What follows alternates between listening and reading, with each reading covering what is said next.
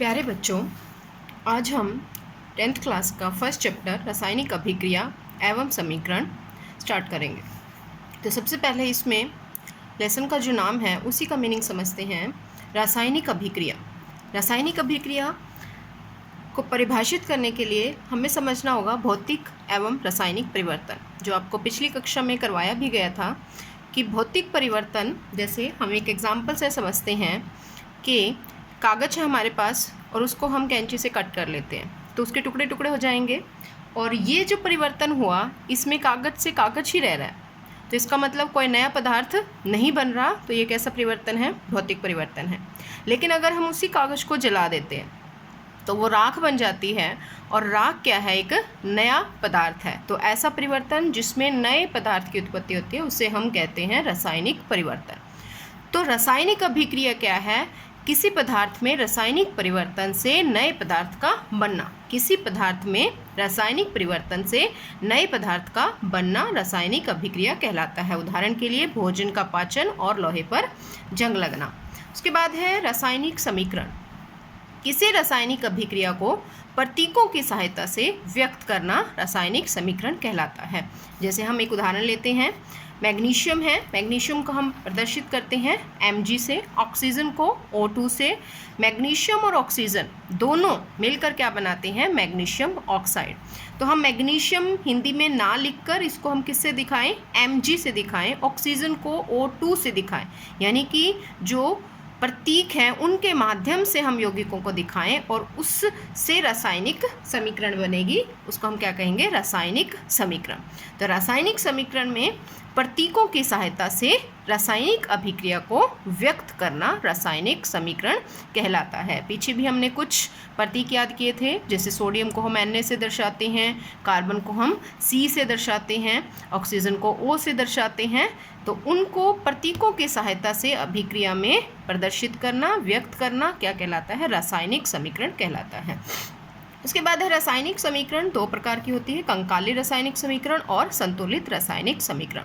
तो इससे पहले हम समझते हैं जो रासायनिक समीकरण है उसमें तीर का निशान लगाया जाता है, एरो लगाया जाता है। एरो के या तीर के निशान के इस तरफ यानी कि बाईं तरफ जो पदार्थ लिखे जाते हैं उनको हम बोलते हैं अभिकारक, यानी जिसमें रासायनिक परिवर्तन होना है। जो कच्ची सामग्री है जिसमें अभिक्रिया होगी उसे हम क्या कहेंगे? अभिकारक। और रासायनिक परिवर्तन के बाद जो बनेंगे नए पदार्थ की उत्पत्ति जो होगी, नया पदार्थ जो बनेगा, उनको हम बोलते हैं उत्पाद। तो अभिकारक की परिभाषा होगी किसी रासायनिक अभिक्रिया में भाग लेने वाले पदार्थों को अभिकारक कहते हैं। किसी रासायनिक अभिक्रिया में भाग लेने वाले पदार्थों को अभिकारक कहते हैं। उत्पाद क्या होगा? जो उसमें बनेंगे, यानी किसी रासायनिक अभिक्रिया में बनने वाले पदार्थों को उत्पाद कहते हैं। उदाहरण लेते हैं हम, magnesium plus oxygen, magnesium oxide बन रहा है। तो इस अभिक्रिया में मैग्नीशियम और ऑक्सीजन क्या है? अभिकारक यानी कच्ची सामग्री, और मैग्नीशियम ऑक्साइड जो बन रहा है वो क्या है? उत्पाद है। तो एरो के इस तरफ उत्पाद लिखे जाते हैं और एरो के बाईं तरफ लिखे जाते हैं अभिकारक। फर्स्ट रिएक्शन हमारी थी, फर्स्ट प्रकार जो हमारा है रासायनिक समीकरण का, वो है कंकाली रासायनिक समीकरण।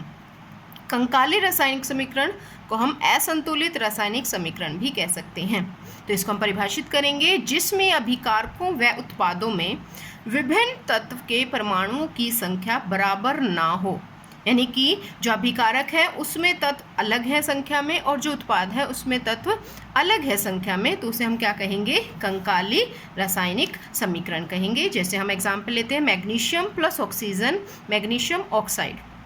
तो इसमें मैग्नीशियम 1 है, अगर कुछ ना लिखा हो तो उसे हम क्या लेते हैं? 1।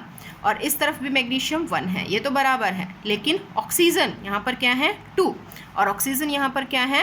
1, तो ये बराबर नहीं है।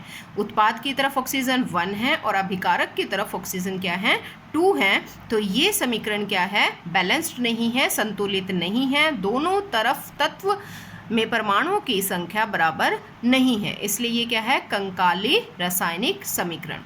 उसके बाद है संतुलित रासायनिक समीकरण। ऐसी रासायनिक अभिक्रिया जिसमें विभिन्न तत्वों के परमाणुओं की संख्या दोनों तरफ अभिकारकों व उत्पादों में समान हो तो उसे संतुलित रासायनिक समीकरण कहते हैं। जैसे हम इसको अब क्या करें? बराबर करें। मैग्नीशियम तो बराबर ही था, लेकिन ऑक्सीजन क्या है, इधर 1 है और इधर 2 है, तो दोनों तरफ 2 करने के लिए हमें क्या करना पड़ेगा, यहाँ पर 2 से मल्टीप्लाई करना पड़ेगा। 2 से मल्टीप्लाई होने से ऑक्सीजन कितने हो गए, 2 हो गए, लेकिन मैग्नीशियम पे कितने हो गए, 2। तो इसको इधर बराबर करने के लिए इसके साथ भी हमने क्या किया, 2 से गुना कर दिया, मल्टीप्लाई कर दिया। तो अब दोनों तरफ अभिकारक में भी और उत्पाद में भी जो तत्व हैं वो क्या हैं, बराबर हैं। इधर भी मैग्नीशियम 2 है, इधर भी मैग्नीशियम 2 है, इधर ऑक्सीजन 2 है और इधर भी ऑक्सीजन क्या है, 2 है। तो इसे हम क्या कहेंगे, संतुलित रासायनिक समीकरण। क्लियर हो गया। तो इस तरह से हमने रासायनिक समीकरण के प्रकार डिस्कस